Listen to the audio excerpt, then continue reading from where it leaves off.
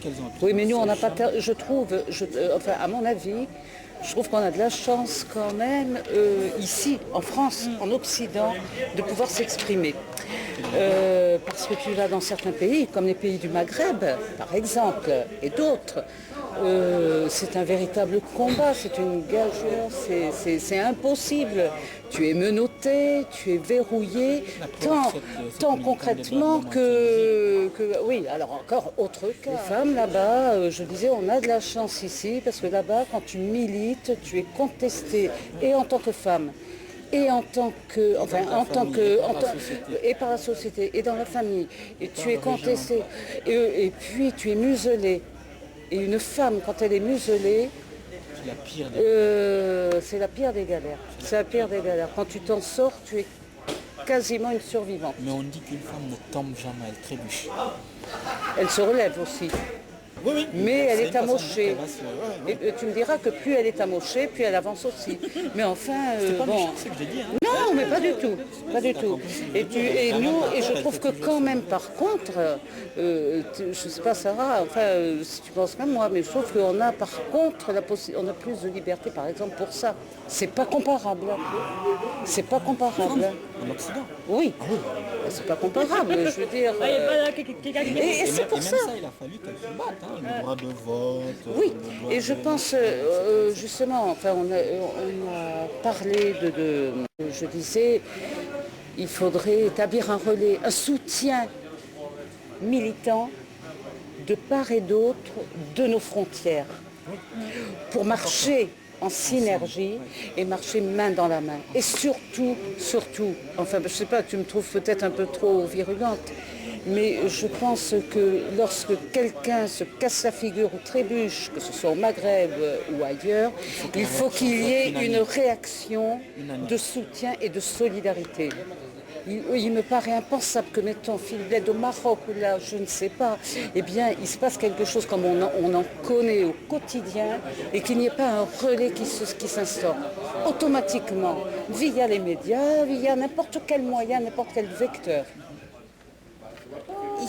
Il y a une pression, même ici. Tu comprends ce que je veux dire? C'est la vérité. C'est la vérité.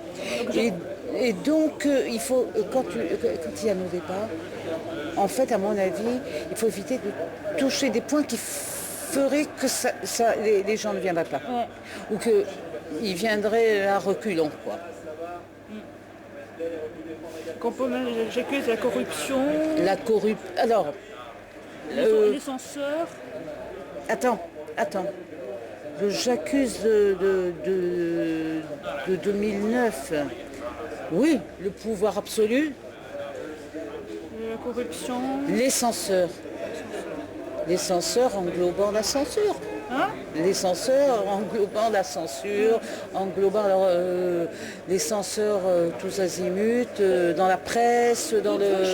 Je trouve un truc comme ça, hein, j'accuse là. Parce que... Attends, déjà on va voir. Oui, non mais, attends. On va trouver les censeurs, les juges et arbitres. Pourquoi? Sont des censeurs, mais donc qui profitent aussi du système. Qui arbitrent un système et qui le jugent en même temps, mais qui en bénéficient. Mais par contre, il faut faire attention, parce que le juge et l'arbitre, il faut faire attention que le public ici comprenne qu'on ne parle pas d'ici, qu'on parle d'ailleurs. Eh ben non, mais ils vont bien voir la teneur de ton stand. Oui, d'accord. Parce qu'en fait,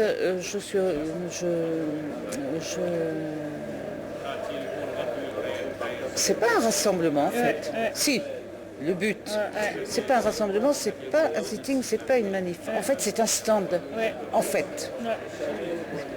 Qui évolue un peu, qui peut évoluer dans un stand. Mais c'est un stand. Quand les gens viennent vers toi, vers nous là-bas, ils viennent pour lire, signer une pétition, s'informer et tout. C'est déjà pas mal ici, hein. C'est déjà pas mal. Surtout un jour de Toussaint comme l'autre jour, une veille de Toussaint où il n'y a personne. Là, c'est pas une véritable gageure. Ou à des charges sur quelqu'un et qui est indépendant. D'accord. Un juge d'instruction. Oui. Dans quel domaine particulièrement? Quel type de... Tu connais Eva Joly. Ben, elle, avant, Eva Joly, avant, c'est une juge d'instruction, d'accord. Oui. C'est quelqu'un je sais pas, il a une affaire, s'il parle quelque chose qui est louche, il peut mener les enquêtes comme il veut, soit contre quelqu'un, soit pour quelqu'un. Et c'est quelqu'un d'indépendant. Oui, d'accord. Et aujourd'hui, donc Sarkozy veut faire une réforme très dangereuse, qui est très dangereuse pour la justice, et l'indépendance de la justice, c'est qu'il veut supprimer le juge d'instruction. Ah oui. Il veut créer un juge d'instruction qui est sous l'autorité du procureur. Or, le procureur, il est sous l'autorité du ministère de la Justice. Des affaires comme Claire Stream, Oui. ce sont des affaires qui sont révélées parce qu'il y a des juges d'instruction qui sont indépendants. Alors, si demain il y a une affaire qui peut embarrasser l'État ou le pouvoir, est-ce que de telle affaire pourrait voir le jour s'il n'y a pas à un moment donné quelqu'un indépendant? Est-ce que quelqu'un, par exemple, pourrait prendre le risque de remettre en cause, je ne sais pas moi, l'État, alors que sa carrière dépend de l'État? Au lieu d'être indépendant, il sera sous domination de l'État et de son représentant, de ses représentants, etc. Donc il sera plus libre, il ne pourra plus donner un... Donc un jour, les affaires d'État, ça serait encore possible, tu vois. C'est ça le problème. Donc, les juges au Maroc, ce qu'on a plus, au Maroc ou ailleurs dans d'autres pays, c'est les juges qui appliquent, genre le ministère dit qu'il faut emprisonner celui-là, la justice obéit au pouvoir en fait. C'est ça le problème. Oui, voilà. Donc les juges, pas dépendants. Enfin, voilà. Et c'est la première fois que quelqu'un n'a pas le droit, ne peut pas venir chercher le prix. Voilà. Ouais, et donc, j'ai trouvé aussi un article dans le Figaro intéressant d'un jeune Iranien qui témoigne, qui explique qu'après il a reçu une lettre lui disant: nous vous signalons qu'à la réception du prêt son courrier et jusqu'à nouvelle heure vous êtes interdit d'entrer à l'université. Interdit d'entrer à l'université. Oui, Ouais. pour ses études. Voilà, parce que Oui, pour avoir été dans une manifestation. On parlait aussi de justement, je lui demandais des nouvelles de l'affaire Clotilde Reiss. Parce que on n'en parle plus évidemment, c'est comme les Gaza il y a un an, maintenant on n'en parle plus pourtant. Diplomatiquement, mais l'affaire Clotilde Reiss, mais de toute façon elle est toujours là-bas, donc avec atteinte à sa liberté individuelle et atteinte à son outil de travail, puisqu'elle ne peut pas exercer sa fonction de c'est bien qu'on en parle. Alors ce que je pense, c'est que justement dans ton prochain débat, autant ça peut relever de l'information des médias, ça peut relever aussi justement des droits de l'individu en Iran, où ça peut relever aussi du militantisme de part et d'autre de nos frontières, ce thème aussi qui est à l'ordre du jour.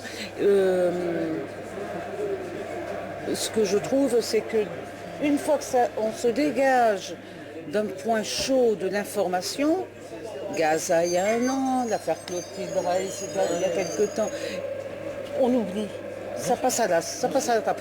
Et là, c'est un moyen de relancer un petit peu le débat, c'est l'affaire de ces étudiants iraniens arrêtés parce qu'ils vont dans une manifestation. Ça, il faut en parler. Et ça permettrait de relancer un peu ce débat